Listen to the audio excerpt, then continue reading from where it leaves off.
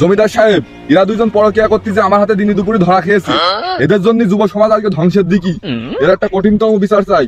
কি এত বড় স্পর্ধা?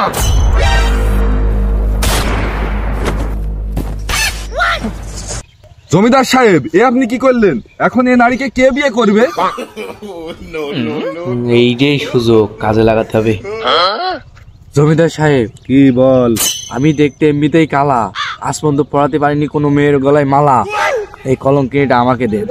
একটু সবুর কর, দেখছি। তাহলে ওর সাথে কি ওর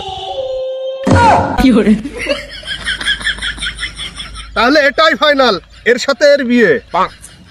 ঠিক আছে জমিদার সাহেব। আরে শুকুর, কদিন বোর্ডার মুখটা দেখি। ও জমিদার, এ তো দেখি আপনার বউ। আমি বিয়ে করবো না, আমি বিয়ে করবো না, বিয়ে করবো না।